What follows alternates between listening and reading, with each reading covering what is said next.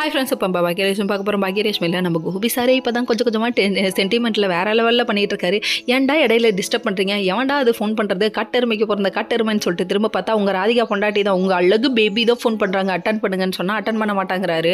அதுக்கப்புறம் பொண்ணுக்கிட்ட ரொம்ப நேரம் பேசிட்டு, இல்லைம்மா நான் இதுக்கப்புறம் எந்த தப்பு செய்ய மாட்டேன், நான் கண்டிப்பாக நீ கஷ்டப்படுற மாதிரி நீ வருத்தப்படுற மாதிரி நான் செய்ய மாட்டேன் அப்படின்னு சொல்லிட்டு கூப்பிட்டுட்டு வீட்டுக்கு வராரு. வீட்டுக்கு வந்தவர் பாக்கியாவை பார்த்து பேசுகிறாரு. என்னன்னு பார்க்குறீங்களா, பாக்கியா நம்ம குழந்தைய பத்திரமா பார்த்துக்கோடே, இன்றைக்கி தான் தெரியுதாடா நம்ம குழந்தைன்னு, அதுவும் இது குழந்தைன்னு வேற நீ சொல்றியாடா, நல்லா வருவடாப்பா சாமின்னு சொல்லிட்டு லுக்கு டெரரா விட்டுட்டு இவங்க கிளம்புறாங்க. குடிக்கிட்டு உள்ள வந்தவங்க கொஞ்ச நேரத்துக்கு முன்னாடி தான் பாட்டிக்கிட்ட பயங்கரமாக திட்டுவாங்க. நாங்கள் என்னன்னு பார்க்குறீங்களா, பாட்டி வந்துட்டு யாரை வேணால் திருத்தலாம், ஏன் நாய்வால் கூட நிமித்திடலாம், நம்ம பாட்டியோட குணத்தை திருத்தவே முடியாது அப்படிங்கிற மாதிரி ஆயிடுச்சு. இவங்க பிள்ளைக்காக திடீர்னு பாசம் பொங்கிடுச்சா, அதனால திட்டிகிட்டு இருக்காங்களாம். நல்லா வருவோமா நீ அப்படிங்கிற மாதிரி இருக்குது.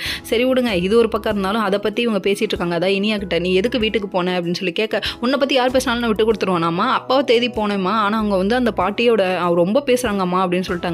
நீ இப்படி பேசியிருக்கக்கூடாது, ராதிகாவை ஹர்ட் பண்ணாத அப்படின்னு சொல்லிட்டாங்க. நீ திறந்த மாட்டேன், இந்த ஜென்மத்தில் நீ திறந்த மாட்டேன் அப்படின்னு சொல்லிட்டு இவங்களும் படுக்க ஆரம்பிச்சிட்டாங்க.